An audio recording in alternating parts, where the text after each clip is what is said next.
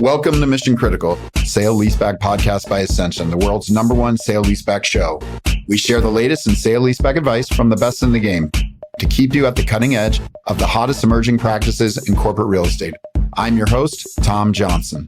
We talking sale-leaseback. Yeah, you ready? Welcome to the podcast. Here with Chelsea Mandel. This is Ascension's podcast, Mission Critical. Chelsea, how are you today? I'm great. I'm excited to be on the podcast. Awesome.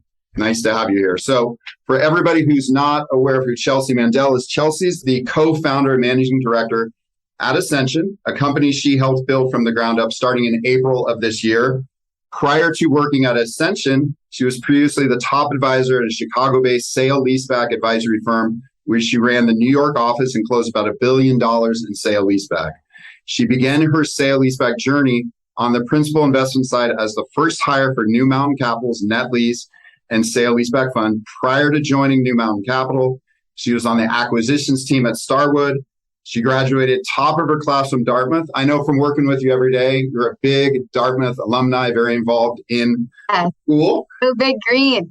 Yeah, awesome. And Chelsea has also established herself as a pioneering force in corporate real estate finance, doing a relentless work ethic and unparalleled transaction volume across all different real estate asset classes and global markets. So Chelsea, once again, welcome to the show. It's great to have you here. Thank you. All right. So kicking things off, for those who follow Ascension channels, you might know of who we are. So let's start very broad. Who is Chelsea Mandel when you're not structuring all these crazy sale-leaseback transactions for your clients? I would say I'm always structuring these crazy sale-leaseback transactions for my clients. Definitely have to work on the work-life balance. But I mean, it's easy when you work with people you actually really like. A lot of our clients have become friends. And so it doesn't feel like, I'm working all the time. But, I guess if I'm not focused on Ascension, I'm a big family person, family first. I say that all the time. I'm from New York. Most of my very small circle of close friends live in the city. My family's out on Long Island. So, when I'm not working, I would say I'm usually here, in the city, just kind of enjoying, the New York City life and going to Long Island, seeing my parents, spending time with my husband and spending time with, my friends who most of them went to Dartmouth and, landed up in the city. So we just kind of hang out here and do our thing.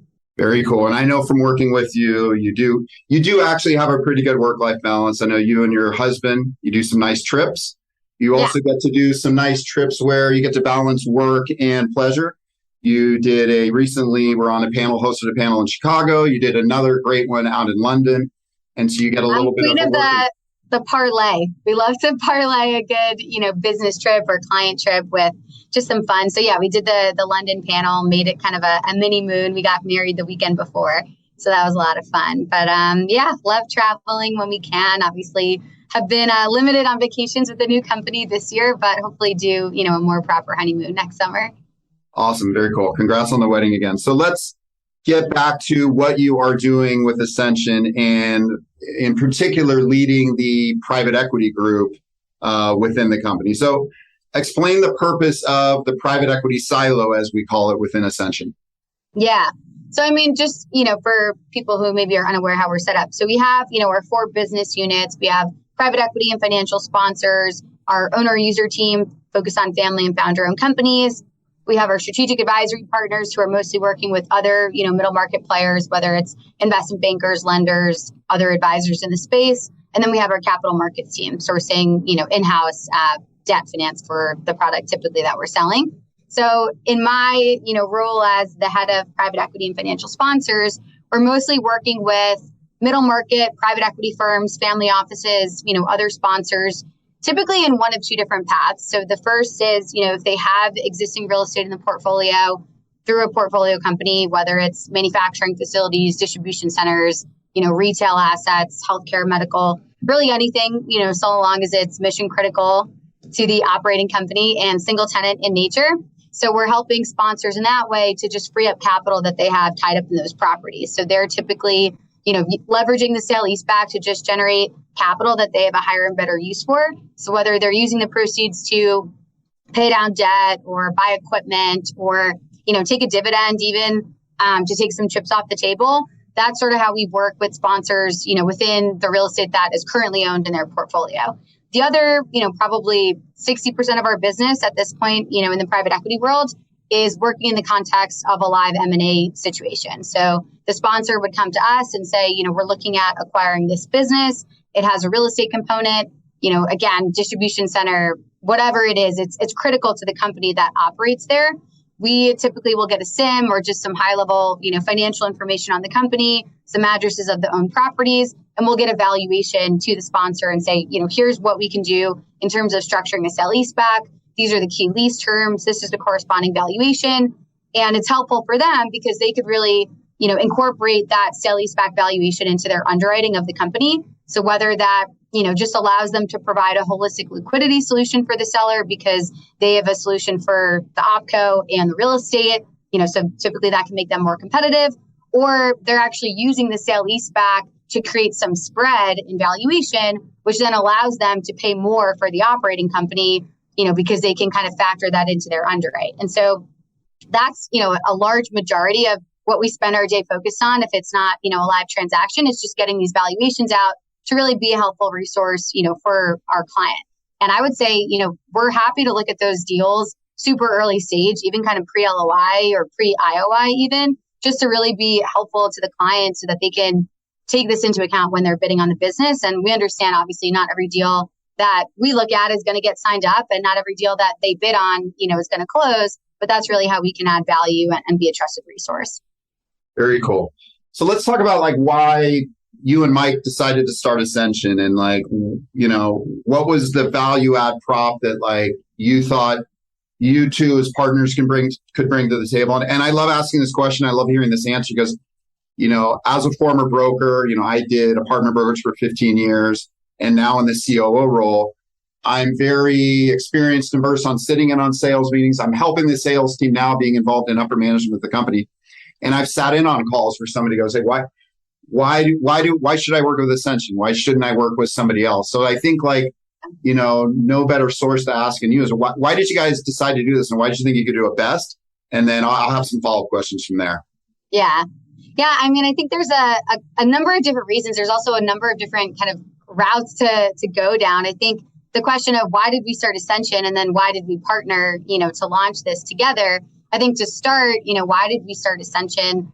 The biggest thing is we just didn't feel like there was a real player in the space that was doing this at the level, scale, sophistication that we wanted to, and that was global.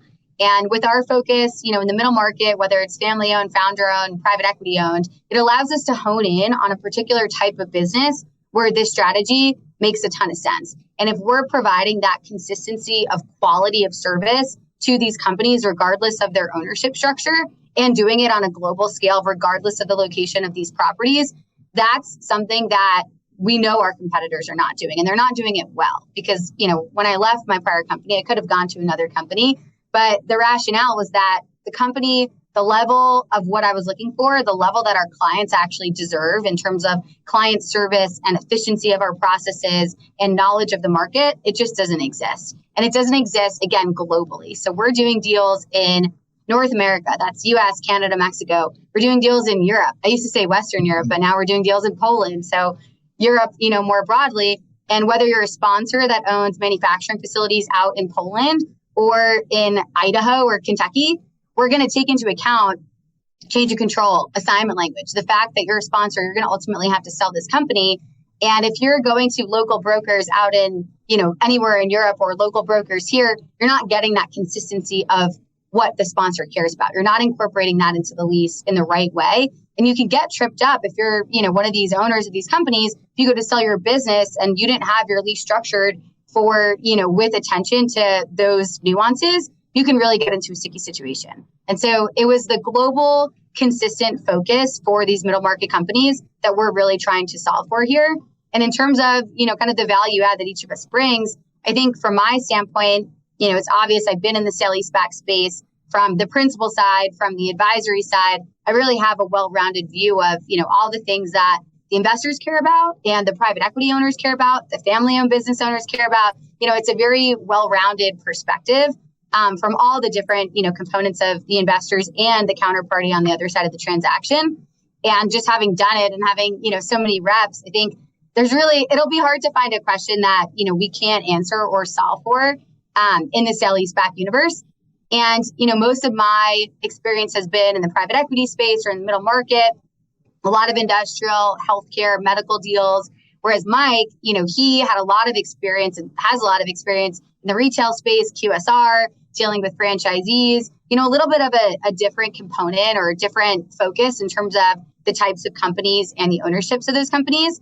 So putting that together, fusing it, I really think we capture the full breadth of asset type for one, ownership, structure for two. And in terms of what he actually brought to the table, to launch Ascension, a lot of it was just the infrastructure. I had been at another company and pretty much had no resources. It was like a one-woman army. Mike has resources out the wazoo from the tech stack, all the capabilities on the tech and data side, on the operational side, with people like yourselves, with transaction coordinators and closers, transaction managers, sales managers, just all these different resources to really make a, machine run efficiently. I didn't have any of that. And so for us, it was just like between the deal experience and all the resources that we have, we can put our heads together and really build something fantastic. And that's what we're doing. No, that's so true. And I sat in on a pitch or a proposal with you a couple of weeks ago, and it's something that resonated with me, which really made me even more than ever realize like how special the services are that we offered. And I think it was with a healthcare company that we were talking to. It was a couple gentlemen, and you talked about the cross silo kind of collaboration that exists just between our verticals. And we were sitting there doing a pitch, and I believe it was an owner operator, but you had been a business owner, but you'd been introduced to them through a private equity firm. And that was one half of the equation. The other half of the equation, when we were sitting in on that meeting with guys on our team from our strategic advisory partner group, or formerly our investment banking group. And, you go to, I think, a lot of other brokerage firms, and they're like, yeah, we can do sale-leaseback, but is it really maybe just a local retail or industrial broker who's going, yeah, I can sell your building as an investment property is vacant. Oh, if you want to do a sale-leaseback, yeah, we can access the local buyer pool and put it on some of these third-party sites. But that's not what our clients are looking for. They're looking for that private equity capital partner that can be a partner with them and help them expand their operations, grow the site, improve the site, find another location, build the suits. And so being able to sit down with honestly, I think it's such an advantage to go on a pitch and sit down with an owner, and they're like, yeah, we're talking to a couple of these other local brokerage firms. And it's like, well, that's great. Local buyers are a big component if you execute a sale-leaseback. But what about all these international buyers? What about all these New York buyers, all these private equity firms? And that, I think, is a unique thing that we bring to the table here with the 40 or so professionals that have all that various experience. Yeah, well, I think that's a great point in terms of like our access to capital. I definitely came from more of the institutional, investor route, given the, the size and the types of transactions and the credits of the deals that I was doing before. Whereas Mike, and through James Capital Advisors previously, had really built up such a robust network of private capital investors, whether it was, from 1031 exchange buyers or local groups in California, investors that are kind of buying these like onesie, twosie, sub $10 million deals, where you have to, involve them in the process, because a lot of the time they can be more competitive. They can pay, better rates, or, they're looking to fill a 1031 requirement.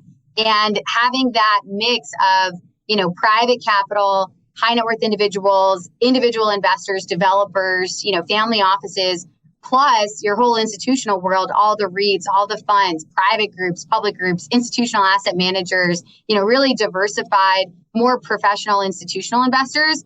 You have like that full breadth of buyer universe, which from an access to capital standpoint, it makes our processes more competitive, because not only do you have more groups, but you have different types of groups. And when you look at a market like this right now with all the volatility, if you're a public REIT, you're facing your own risks in the market. Your stock prices are, maybe they're down. Maybe you're having trouble meeting your dividend yield with the, the cost of capital, the cap rates that you're doing. Maybe the private buyers are better buyers right now. Maybe, you need to specifically be hitting up the cash buyers who have 1031 requirements, because the other private buyers can't get accretive debt. So there's different reasons why the market ebbs and flows in terms of who would be the best buyer or who could have the best cost of capital for a given deal. But I think it's important to notice that those drivers are different for different types of groups, especially whether they're public or private. And so having the access to capital across the spectrum from size, from public versus private, allows you to really make sure that our process is as efficient and resulting in the best possible economics as we possibly can for the client. Yeah, and I think we're seeing that right now with what the 30 or 40 listings we have that are in the tens of millions or hundreds of millions down to 2 to 3 to 4 million. We're so fortunate that we do have this company with this diverse background because, yeah, you're right. Some of these smaller deals, these $5 million deals, maybe there were some funds or institutional groups or high net worth people that we'd be looking at that. But a lot of those people are on the sidelines now. And thank goodness we've got the relationships, not only also with brokers who can bring buyers to the table that are people that are in exchanges or the local buyer. We've got a deal in Chicago. We've got another one in I think Georgia right now, where we're accessing the entire network, and it's just huge that we have those resources. So, yeah, point well said. Let's back up. So, I think I met you 6 months ago. Look, I was an apartment broker, and getting into the sale-leaseback world, I've been running businesses and running operations and doing that for a long time, running teams. So, I think this partnership has been perfect for me. But like sale-leaseback was new to me 6 months ago. It wasn't to you. What is it about sale-leaseback that I've always been kind of curious about this, and I know in prep for this is just a question I was excited to ask. Like, what is it about sale-leaseback and the business that you do that you saw 3, 4, 5 years ago that you said, "Wow, what an amazing opportunity! I need to get in this because I'm going to crush it." Because you're crushing it. Yeah, thank you. I think it's a unique combination of real estate and credit. And those are both things that I love. I started at Starwood Capital Group, very traditional real estate private equity fund doing value add investments. Then I went over to New Mountain Capital, which, yes, I was focused on sale-leasebacks, but I also had such a broad experience in just the world of private equity and credit and dealing with operating companies. I had friends who were investment bankers and private equity. Everybody's kind of in my circle was dealing with credit at some level. And sale-leasebacks are like the perfect combination between real estate and credit. And for me, it was interesting because, you're looking at how all these factors about real estate and credit come together. We look at the real estate fundamentals of the property, the overall strength of the credit. We have to understand financials, profit margins, be able to read, financial statements, P&Ls, balance sheets, understand cap stacks, and then looking at the mission criticality of the real estate to the company, which kind of ties everything together between credit and real estate. And that's almost just the way that I was looking at it was like, this is a career path that can have me at the center of real estate and credit, which was kind of the two worlds that I came from and where, my networks really, I think, crossed paths. And for me, that was exciting. Plus also being able to work with, real estate investors who are these sale-leaseback investors, but business owners on the operating company side, you learn a lot how people, think about things. I mean, even working with some of our clients, on the operating company side, learn how like sausages are made or learn how, I don't know, precast concrete is like manufactured, like all this cool stuff from an operational standpoint for me is really interesting. And then being able to sell the operational assets where they do these things and where these processes occur and know what those real estate assets mean to the broader company. Like to me, that was really cool. And so I think it is like this crossroads of credit and real estate that, is definitely interesting to sale-leaseback investors, but was interesting to me and kind of what gravitated me towards the space specifically within the world of, real estate investing. Honestly, that's what gives you an advantage. And then as we instill that upon, I got to do something about this light in the long run. As we instill that upon the whole team, I mean, I go back to like my background and I remember when we first started working together, I'm like, we're just looking at, we're real estate brokers. We're just looking at the real estate. And like, as I get more ingrained in this, it's like, if all we're doing is looking at the real estate, because we're selling the real estate. That's how we're making our fees at Ascension when we're transacting. And by the way, we're doing tons of advisory stuff and capital market stuff too. But when we're only looking at the real estate, we're not really looking at the big picture. And I think that's a lot of our competition is just sitting down with an owner. They're going, yeah, we can help you with your real estate. We can execute a sale-leaseback. That's only half, if sometimes not even half of the equation. The credit, the business, the site level financials, going back to that pitch I did with you a couple of weeks ago, there were three things that you said were important. Is we're looking at the overall credit of the company, the P&Ls, the balance sheet. Then we're going to look at site levels financials. Then we're going to look at the real estate fundamentals. And I know that's the approach also that a lot of the REITs have. Real estate's very important. They're not going to overpay for real estate that is priced wrong, the rent is too high. But if the real estate's okay, but the site level financials are great and the credit's great, they're going to be a lot more excited about. So I think it's really an interesting thing that I've learned through this business, and I think that gives Ascension a unique advantage, is the ability for us to really have expertise on advising these business owners about their understanding how their businesses run and their businesses operate, and how the real estate component, when we factor that in, we can really help them grow their operations or do many of the things that a sale-leaseback is made to benefit them for. It's like a sale-leaseback, doesn't even make sense. If you're looking at those three prongs and the credit is not there, say it's like a turnaround situation where, one of my private equity firm clients is buying a business and we put forward a valuation based on a set of lease terms, but the company today can't afford a market rent. They'd be leaving money on the table, either putting in place a lower rent, or they'd be really straining the business from an operational standpoint and a financial standpoint in trying to pay that rent. Sometimes we may just say, look, we'll kick you over to our capital markets team to help you finance the property. You could buy it levered to help your returns. But a sale-leaseback just doesn't make sense right now because from an operational and financial standpoint, the company can't afford to pay a market rent. So you'd be leaving money on the table if we did something today. Hold it, turn the company around, get it to a place of profitability where there's sufficient, rent coverage at the site. The credit is a much better story. And we'll look at a sale-leaseback then. And that's like part of what you said before of working within the crossing of the silos, because it could make sense that, just traditional debt financing is the solution today to lead rise to a sale-leaseback potentially in the future. Yeah, no, absolutely. Let's jump into like some specific questions, because obviously the market is changing. We meet every week within the company. We see where these rates are going. We see cap rates changing, number of offers changing on deals. So when you're sitting down with companies today, whether it's on the private equity side, which are partners with many of these family founder owned, or you're sitting down with the owner operator, what are you saying to them? When they own the real estate and they're looking at a sale-leaseback transaction in the climate today, like what should they be focusing on? What should they be concerned about? How urgent should they be figuring this stuff out and making a move? Yeah, look, it's a challenging market right now. I think everybody in any participation in corporate finance or real estate is having some effect, on their business, what's going on in the markets right now. You have inflation, you have rising interest rates, you have the stock market doing its thing, all these different factors. But I think at the end of the day, sale-leasebacks from a financing, perspective, I think right now what you're seeing is that the cost of capital in a sale-leaseback from a relative standpoint is actually more attractive. And this has traditionally been the case, but right now it's even more attractive than what's going on in like the traditional financing markets. We have tons of clients with great businesses, great portfolio companies that are just saying our lenders are pulling back, they're being more conservative. They're taking our leverage down, half a turn or so. Base rates are up, spreads are out. Our cost of capital for traditional financing has just gotten way more expensive.